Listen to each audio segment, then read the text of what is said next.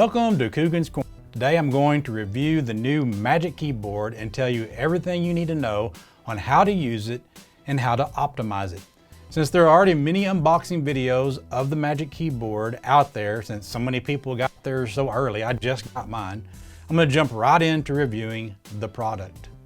The iPad is easy to install on this keyboard because all you have to do is you just have to put it on, and it's held by some strong magnets that hold it into place. Now sometimes it can be a little bit awkward of taking it off, but overall it works very well. As you can see, it looks really nice and it is well built, but it should be for $300 for an 11-inch model and $350 for the 12.9-inch model.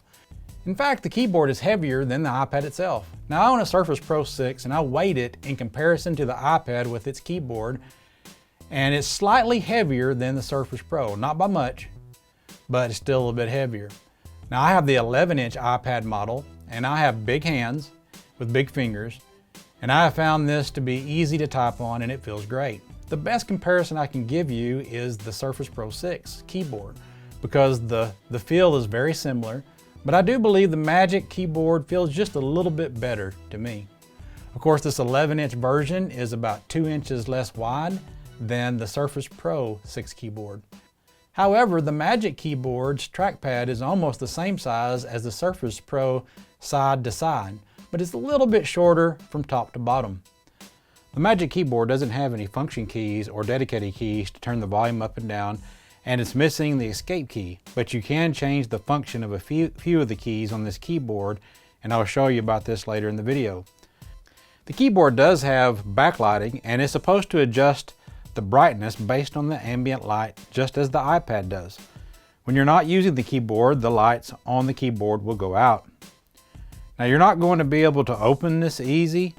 For me, it takes two hands. You can watch, you can't just pick this up, it just doesn't work that well. You have to use two hands, hold one down here, and to be able to get this to go up. And of course you have the different angles that are there. Now the angles don't go as far as people would like. As you can see, it goes from 90 degrees to 130 degrees. That's as far as it will go. Now I don't think they allowed this to have much more flexibility, because if you went further back, the thing would just fall over. And so that wouldn't be helpful at all. You can use this in your lap comfortably, or at least it works well for me. In fact, I really like using it that way. There's also a charging port on the side of the keyboard that allows you to charge the iPad, which will free up the port on your iPad to be used for other things. However, the port on the keyboard is only for charging. Also, I think they could have easily put an additional charging port on the other side of the keyboard to give you more options. One little hack you can do is, if you're only using your keyboard some of the time, you can leave the thing plugged up, sitting on a table somewhere, and then you can just take your iPad whenever you come home and you can just throw it on there, and then it'll be charging, and it's like a wireless charger. I know it's not true wireless charging, but it will certainly serve the purpose. Now, one of the limitations I need to point out, since the front-facing camera is over here on the side, is that this will not be ideal for recording yourself. In order to make this work better, what you would have to do is you'd have to set your iPad up on top of a box or something like that to bring this camera up higher, and then you'd have to also remember to look over at the camera as you're recording yourself to make it work better. Another little hack you can do is you can turn this on its side, allow it to sit there, and you can record with the camera being up top. That'll give you a vertical recording, which is not ideal for most situations, but it works for things like TikTok video. Now if you want to use this to be able to take notes on, I mean, it works okay for doing short things like just writing on the screen from a distance, but you're going to have your arm sitting up there and it's going to get tired, especially if you're trying to draw. I mean, you might like doing it at this angle, but a lot of people aren't going to like doing it that way. But one little hack that you can do is you can turn this thing around like this, and you can draw on it this way, and you can lay your arm down. The only problem with this is that since it's on this little hinge as you're writing on this, As you press down, it's going to push this down, and then it's going to end up being flat. However, one thing that you can do to give you some stability, and you can do this at your own risk with your phone or whatever you want to stick in there, but one thing you can do is you can stick your phone, which you usually always have with you, and you can stick it in that little crack right there, and now it's nice and stable and it's not going to go down on you. So now you can do whatever you need to do and it's not going to move on you. So that's a good little hack you can use to be able to use the keyboard this way. Again, it wasn't designed to do it that way, but it works. Thankfully, there are some adjustments you can make within the settings to make this keyboard even better. Now, when you first start out, the trackpad is set up backwards when it comes to scrolling, or at least that is for PC users. Now, for Mac users, I understand that that's kind of the default setting, so there won't be any adjustment for you. However, we can see that there is a way for us to change it so that those who are used to using PCs and scrolling the way that we scroll, that we can change that, and I'll show you where that's at. You have to go to Settings, and then you have to go to General,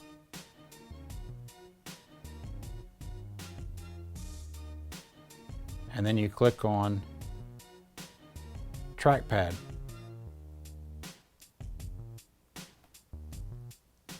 And what you want to do is you want to turn on natural scrolling.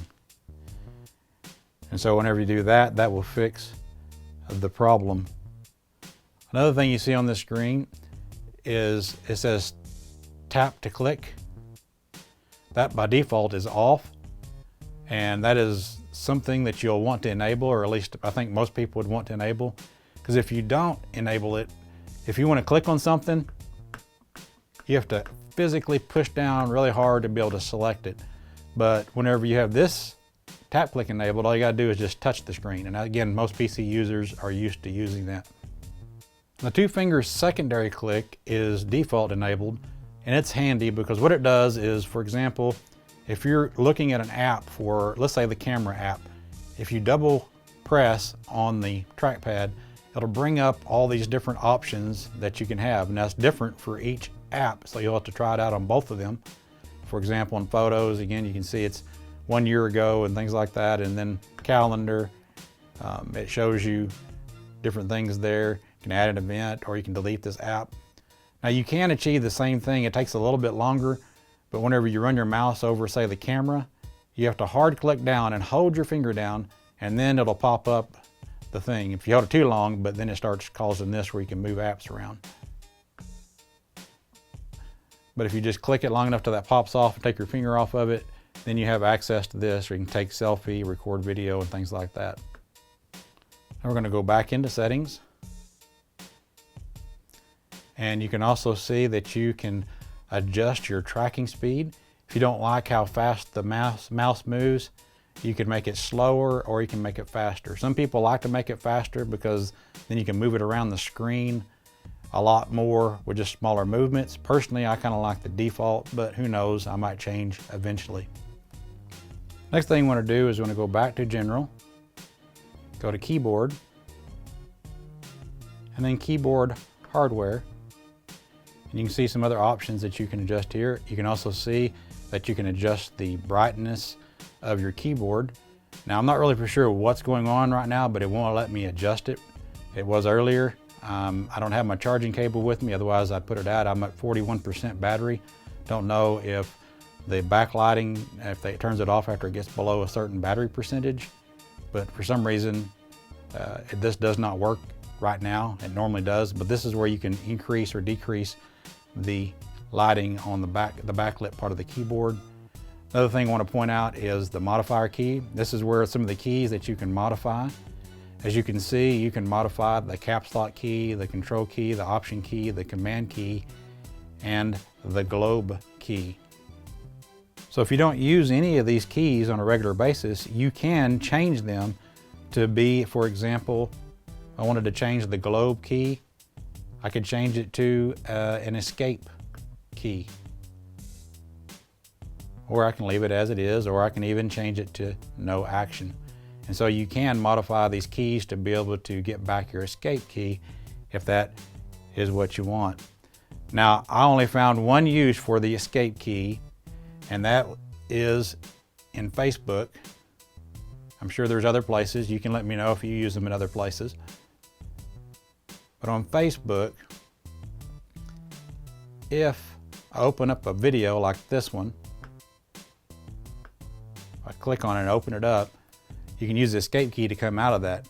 Now, there are a couple of shortcuts that you can use. One of the ones you can use is the command key and the period, and that'll bring you out of that screen. Another one that also works is hitting the command key and the left bracket key. That also emulates escape. Or if I had rerouted the globe key where I left it escape, I could have just hit that and that would have came out of that screen. Now we have some other settings that we need to look at. That has to do with the keyboard and trackpad. And again, that has to do under accessibilities. So you have to go to accessibilities, and then you have to go under pointer control. You can increase the contrast of your pointer. You can also automatically hide your pointer at different times. It normally goes off in 2 seconds. You can change the color of your cursor. You can see it's blue now. When I put it around something, it puts a blue line around it. If you don't like the thickness of that stroke, you can change it down to something smaller, or you can change it up to the maximum size. So you have these different options that you can use. Personally, I don't really like using any of those, so I'll disable that part. Other thing you can do is you can change the size of your pointer. As you can see now, it's pretty small, or you can, if you want to, you can make it this big. I don't know why you'd want that. It kind of looks like whenever they first started making it as an accessibility, but I prefer the smaller footprint. Now, pointer animation. If you don't have that on, you're not going to see it select things. See how it highlights accessibility? Hopefully you can see that on the screen. Well, if I turn that off, then it doesn't put that little box around it as much. It still does it a little bit, but it gets rid of some of the animation. Also, trackpad inertia. Now this is interesting. Now if I take this mouse and I throw it to the side like that, you see how it keeps going and then it slows down? Well, if you turn that off, and then wherever I stop the mouse, that's where it stops at. So if you don't like it moving on after you take your finger off of it, you want it to stop exactly where you want it, then you can disable that.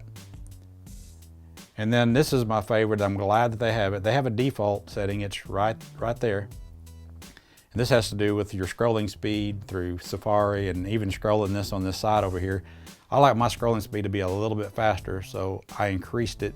And if you want it even faster, you can go up even faster. If you don't like it to be very fast, you can even make it go slower. So those are some great features to be able to adjust.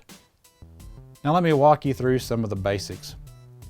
If your iPad is asleep and you come up to it, you can hit the space bar, and then you can hit it again, and so it'll unlock it as long as you have your facing view. And I had my facing view. Hit it a second time, it'll automatically bring it to the home screen. Now you can launch the control center by moving your mouse up to the battery icon, and it'll highlight it. And when you click, it brings up all these features that you need to get access to there. Now, in order to go back to the home screen, one thing that you need to do is you use 3 fingers and you swipe up quickly, and it'll bring you back to the home screen.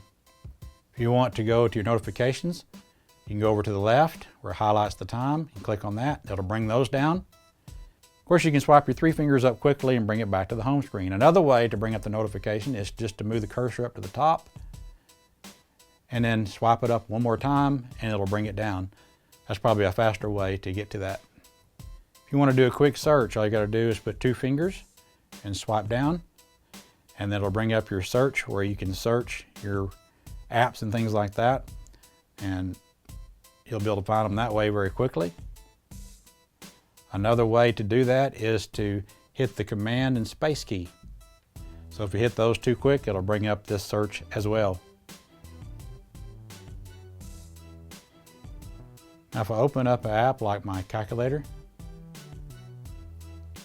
I can take the mouse and I can move it down. It'll bring up the dock.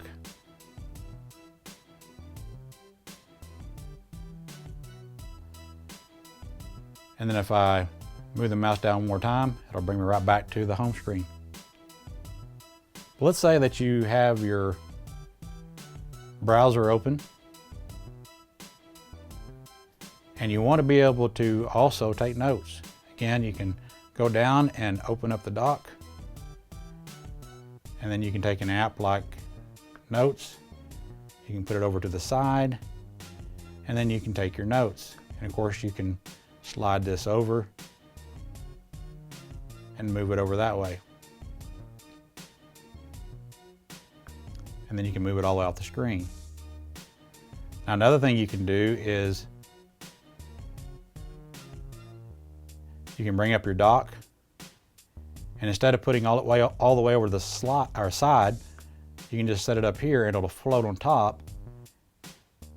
And then you can bring up another thing like the calculator. Maybe you're wanting to do some calculations at the same time.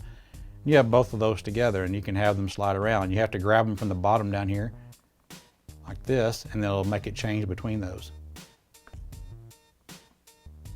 And you can still have access to your screen at the same time.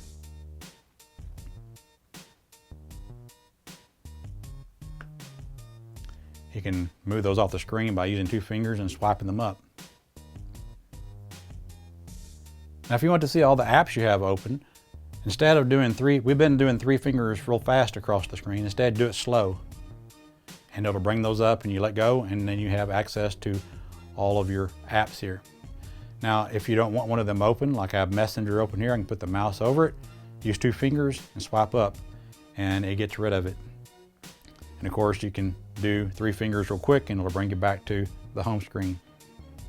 Now, if you just want to scroll through the apps that you have open, you can take 3 fingers and you can swipe to the side, and you can go between these different apps that you have that are open on your iPad. Another thing you can do is you can hit the Command key and the Tab key, and this will open up the last 7 or so of apps that you have open, and you can just scroll between these with hitting the Tab key. And if you want to quit one of them, just hit the Q button. Like I have this measure one, I hit Q, and that closes it. Now you can use the pinch and zoom just like you do on your screen. For example, if you go to YouTube and you go to a video like this, you can zoom out and it'll open it up. You can pinch in and it'll bring it in. If you are using your browser, you can zoom in, zoom out, and those type of features. Another quick feature you can use is if you're in a browser and you want to go back to where you were before, you can take 2 fingers and you can swipe to the right. It'll go back to where you were, where I did the search for that. Or you say, no, I want to go back where I was at, you'll go back to the left with 2 fingers and it'll bring that back. Now, if you want to use something like emojis, you're going to type something, doesn't matter whether it's on Facebook or in a note app or whatever, and you're typing along and all of a sudden you want to use an emoji. Well, all you got to do is hit the globe key and it'll select the emojis, and you can put in whatever emojis that you want. Now, this is a good time to tell you about how you could actually use this globe key for an escape key if that's what you like to use, because there is another way to be able to bring up the emojis. I'll show that to you real quick. And that is simply by hitting the Control key and the space bar, and that'll bring it up. So that's an easy one. Control space bar and it'll bring that up, and then you can use this globe key as an escape key. Now, if you want to be able to go from one screen to the next, you just use 2 fingers and you can scan between those things, and you can also just click on an icon and you can move it around wherever you want to. And so these are all things that you can do with the trackpad. Another nice feature I like is how that you can just hold down the Command key and it will bring up all the shortcuts that you have. Now, you need to do this in every app, as each app will have different things that are available. For example, if you go into Safari and you hold the Command key down there, again, you'll see that there are 2 pages. In fact, you just have to keep that held down and then you can swap over and you can see all the different shortcuts that you can use. One last thing I want to show you is how easy it is to copy text. Just go to this page here, And all you have to do is go into the front of something like this, group rules down here. You just hold it down, hold it down and drag it, and you can select whatever you want. And then you can use the shortcut key, hit Command C, and then you can switch over to something like Notes. And then I can hit Command V, and it'll paste it. And so it's just as easy to do that, and makes it a lot more versatile whenever you want to copy and paste things and move them around. Now let me tell you my opinion of this keyboard. While this is an expensive keyboard, I personally think it will be worth it for a lot of people, because this makes the iPad more like a laptop than it ever has before. This will work for a lot of college students who take notes, write papers, check emails, and browse the web. In fact, many people can get by with just using the iPad. However, since you can't run all the programs that you can on a Mac or a PC, this is where the iPad fails, even though it has plenty of power to run those programs. For example, you can't run Final Cut Pro or any of the full Adobe programs. And yes, they have some light versions of the Adobe program and apps, but still not the same as the full version. And of course, there's many other programs that are available for the PC and the Mac that simply won't run on the iPad because of its limitations of its operating system.